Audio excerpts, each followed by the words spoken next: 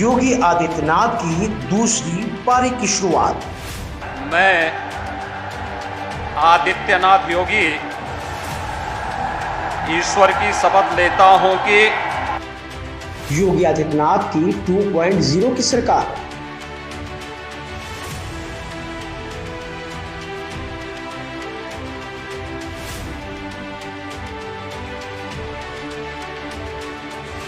सौ दिन पूरे होने से पहले दिखने लगी जमीनी हकीकत। हाल उत्तर प्रदेश का। सड़क, बिजली, पानी, शिक्षा के क्षेत्र में कर रहे हैं युद्ध स्तर पर काम। कितना बदला उत्तर प्रदेश और कैसे बना उत्तम प्रदेश।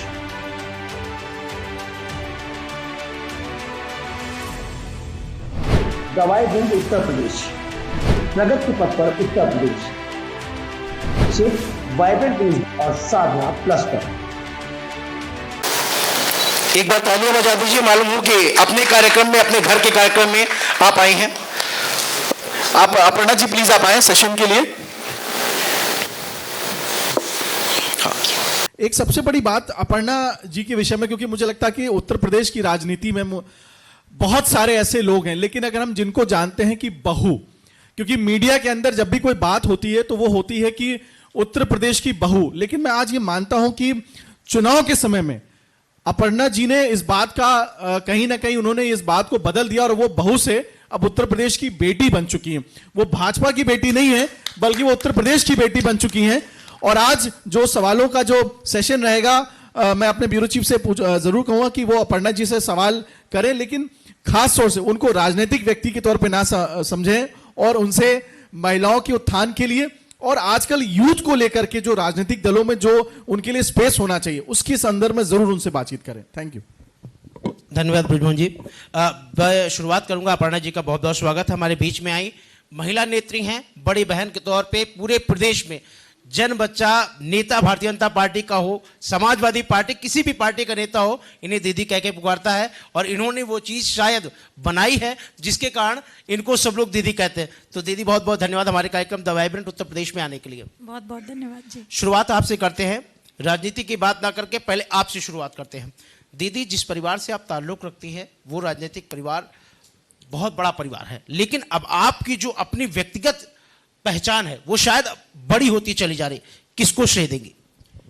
मैं डेफिनेटली इस समय, और इसमें मैं गुरेज इसलिए नहीं कर रही हूँ कि मैं इस सवाल के जवाब को सिर्फ इस तरह से देखा जाए कि मैं सिर्फ भारतीय जनता पार्टी की हूँ, पर हम सब जितने भारतीय हैं, आज अगर हमारे प्रधानमंत्री जी का उदाहरण प्रस्तुत किया जा रहा है विदेशों में, तो ये हर भारतीय के लिए गर्व की बात है कि हमारे पास इतने अच्छे, इतने सुघड़ प्रधानमंत्री हैं। तो मैं इस पूरी बात का श्रेय, अपना श्रेय, और जितने भी जो नए नए यूथ हैं हमारी पार्टी से जुड़ रहे हैं या अभी यंग मिनिस्टर्स जितने बने हैं, आई थिंक द श्रेय goes to the honourable prime minister Shri Narendra Modi ji. Aparna ji, एक प्रश्न और निकल के सामने आता है। आप यहाँ पर रही, जैसा कि ब्रिजमोहन सर ने बताया कि आप बहू से बेटी बनने के बीच में बहुत सी चीज़ें रहीं, उस पर हम डिस्कस नहीं करेंगे, लेकिन एक बात है, आप एज ए महिला नेत्री, आप भी बेटी हैं, बहू हैं,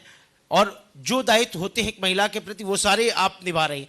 उत्तर प्रदेश में पूर्ववर्ती सरकारों की अगर बात करें, वर्तमान में उत्तर प्रदेश के मुख्यमंत्री योगी आदित्यनाथ की 2.0 की सरकार की बात करें, कितना परिवर्तन उत्तर प्रदेश में आया है और आप किस तरह से देखती हैं?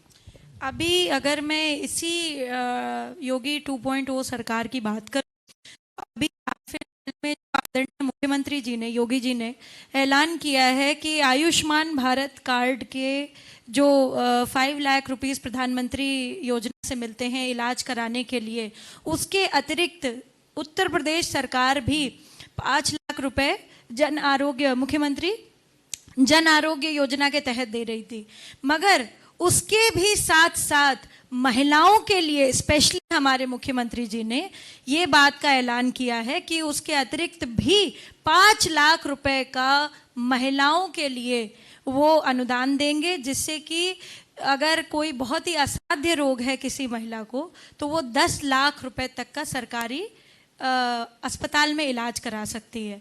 ऐसी कई योजनाएं हैं। तो मुझे लगता है कि जो व्यक्ति और जो भी लीडरशिप महिलाओं के बारे में सोचेगी, देखिए हम लोग हमेशा जातिगत बात करते हैं और मैं इस तरह से बात नहीं कहना चाहती कि जातियों की बात हम ना करें, मगर महिला पुरुष में भेद तो अनादिकाल से चला आ रहा है, इसकी बात हम क्यों नहीं करते? और अगर हमारी ये सरकारें कर रही हैं तो मेरे को गर्व है कि मेरे प्रधानमंत्री और मेरे मुख्यमंत्री इतना सोच रहे हैं हम सब भी महिलाओं के लिए। अगर सामने अपर्णा यादव जी हो तो महिला सशक्तिकरण की बात करना, महिला सुरक्षा की बात ना करना, ये बहुत ही गलत होगा। सीधे आप पास आते हैं। महिला सुरक्षा और महिला सशक्तिकरण को लेकर के उत्तर प्रदेश में पहले भी सरकार काम करते आई है। एक बार उत्तर प्रदेश की महिलाओं ने, उत्तर प्रदेश की बेटियों ने, उत्तर प्रदेश की बहुओं ने योगी आदित्यनाथ जी की सरकार को देखा। शुरुआत फिर से प्रश्न जहां से शुरू हुआ था 2.0 की सरकार में उत्तर प्रदेश में महिला महिला सुरक्षा में कितना बदलाव आया, और आज क्या महिला जो कहते हैं कि महिला सुरक्षित महसूस करती है, सशक्तिकरण, कितना सशक्तिकरण हुआ है? मुझे लगता है कि योगी जी ने माइंडसेट पे बहुत काम किया है लोगों के। चाहे वो दंगा करने वाले लोगों का उन्होंने जो इतना सख्त एक्शन लिया, चाहे उन्होंने एक बात कही कि अगर किसी के जो है ज़मीन पर भू अधिग्रहण कोई ज़बरदस्ती करेगा तो उस पर बुलडोज़र चलेगा, तो ये एक बड़े स्ट्रॉन्ग मैसेज थे। और जब हम चुनाव में गए, मेरे साथ और भी सहयोगी हैं यहाँ पे पार्टी के, सभी लोग जब चुनाव में गए तो मुझे बड़े अच्छे से याद है कि मैं रायबरेली में थी और वहाँ शाम हो गई थी, सलोन में मैं प्रचार कर रही थी। तो वहाँ पे मैंने महिलाएं, क्योंकि वो महिला सभा थी, तो उनसे मैंने पूछा कि भैया इतनी शाम हो गई है, मतलब ठंड का क्योंकि समय था, तो कैसे आप लोग घर वापस जाएंगे, क्योंकि बहुत ही इंटीरियर उसमें हमारी ग्रामीण क्षेत्र में सभा थी। तो उन्होंने कहा अब हमें डर नहीं है। मैंने कहा क्यों नहीं है? कहते क्योंकि योगी जी हैं। तो ये एक माइंडसेट की बात है।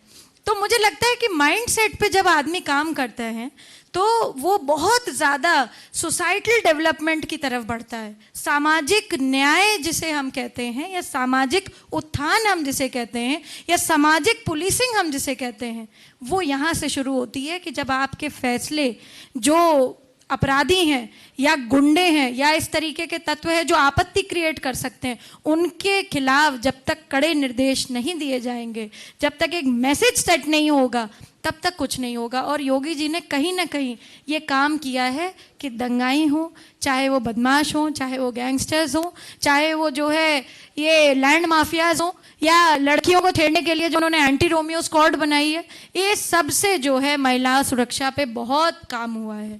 अगर आपकी बात करें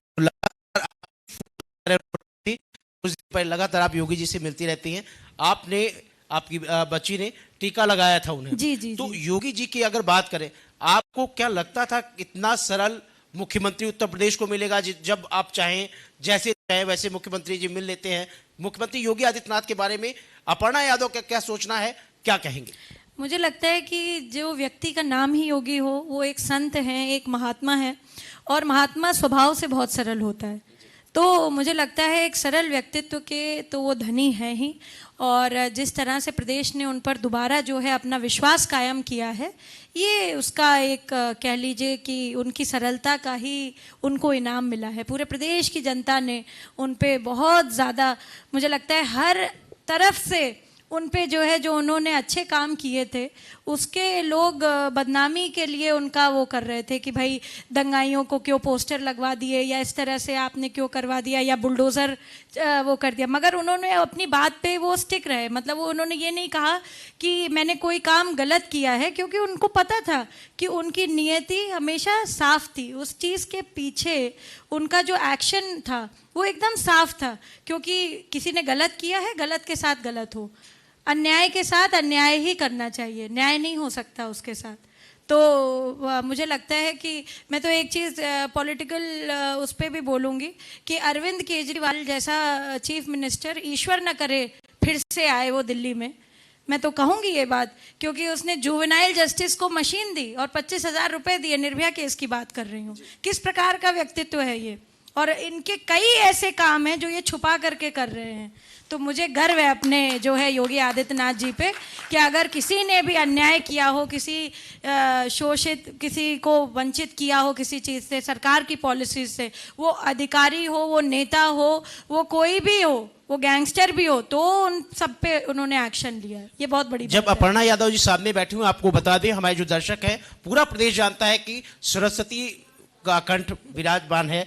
अब आप एक बात कहेंगे, जो राम को लाए थे, तो मैडम मैं चाहूंगा अपने दर्शकों को, साधना प्लस द वाइब्रेंट न्यूज़ के दर्शकों को, हमारे दर्शक जानना चाहते हैं कि अपर्णा यादव कैसे राम को लाना चाहती है और स्वर की मालिक है और माता सरस्वती इनके कंठ में विराजमान है। हमारे चैनल के दर्शकों को, हमारे व्यूअर्स को क्या कहेंगे?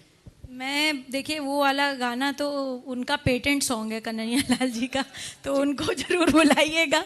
वो बड़े अच्छे व्यक्ति हैं और उन्होंने भी ये डेडिकेट किया था मोदी जी को और योगी जी को, ये सॉन्ग जब बनाया था। और देखिए बड़ी बात होती है, कभी भी सब लोग ताली बजा करके उन्होंने ये गाना, मेरी उनसे कल परसों ही भेंट हुई और उन्होंने एक बात बोली, कन्हैया लाल जी ने कहा कि ये गाना मैंने सिर्फ समर्पण भावना से गाया।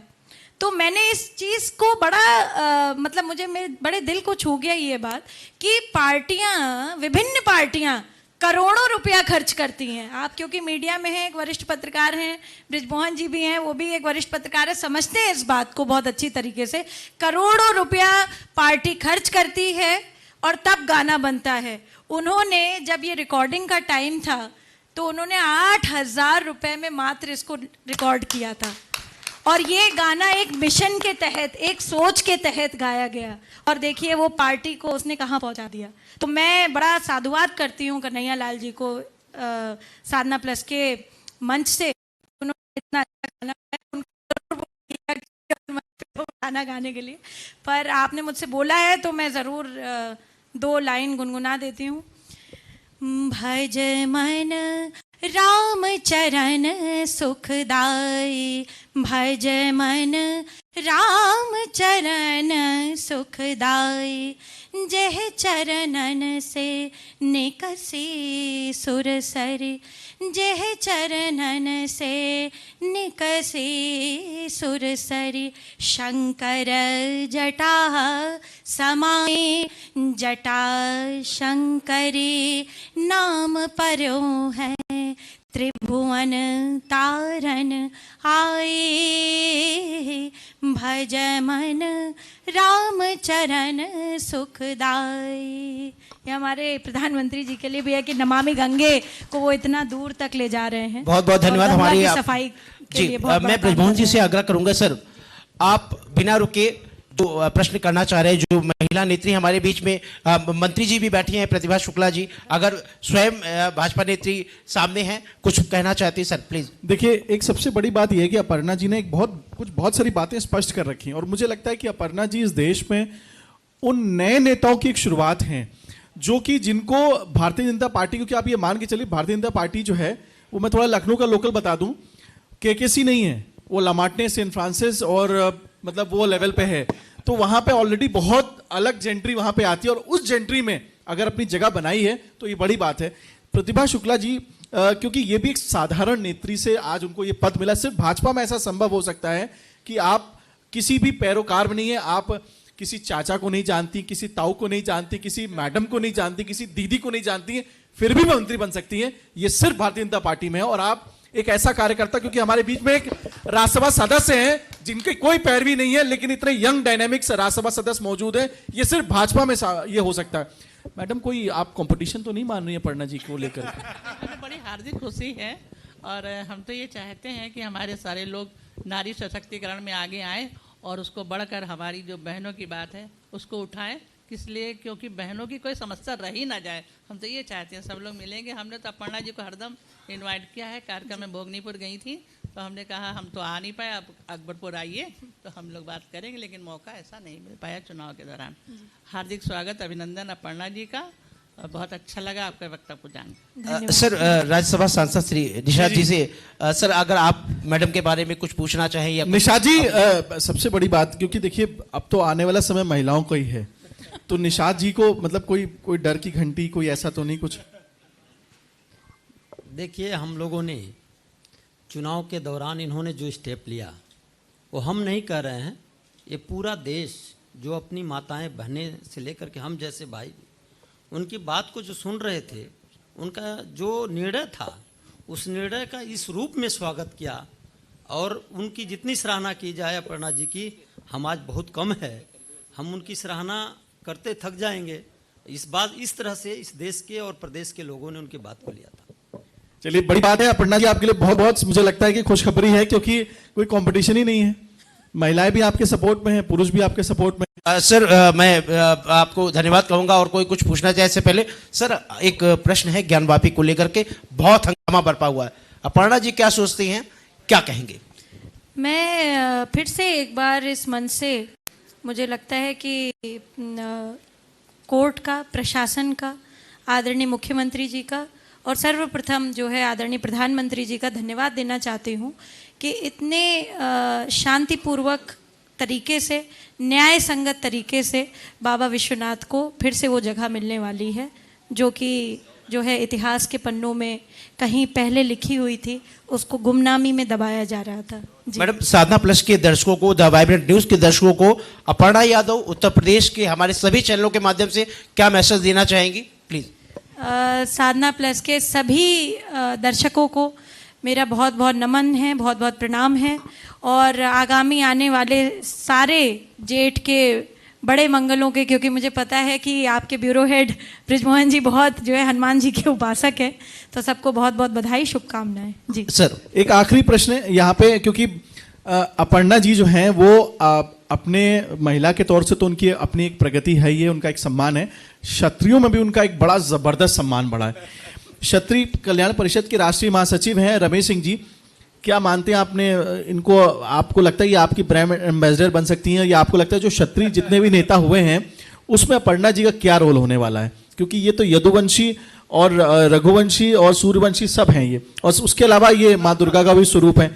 तो क्या लगता है कि क्षत्रियों को लेकर के आप इनके बारे में क्या सोचते हैं? धन्यवाद ब्रजमोहन जी। अपर्णा जी ने अभी जो कहा सारी बातें बहुत अच्छी कही, बहुत बेबाकी से कही, महिलाओं के लिए भी जो कहा आपने। वैसे भी हम आपको बहुत दिनों से आपकी सब बातों को मैं सुनता हूँ, समझता भी हूँ। कई बार ऐसा भी आया कि मिलने का, लेकिन मुलाकात नहीं हो पाई। मैं चाहता हूँ कि आज जो भी ब्रजमोहन जी ने कहा है कि आप क्षत्रियों के लिए, आप क्षत्रिय कुल से भी हैं, तो मैं यही आपसे कहूँगा कि आपके मन में और जहन में जो बात होती है वो आप पटल पे रखती हैं और बहुत बखूबी रखती हैं। ऐसा ही आप करते रहे, मेरा यही आपसे निवेदन है। Thank you. फिर हम लोग बहुत बहुत धन्यवाद अपर्णा जी, आप हमारे कार्यक्रम में आई और अपना कीमती समय निकाला। वाइब्रेंट न्यूज की तरफ से बहुत बहुत धन्यवाद।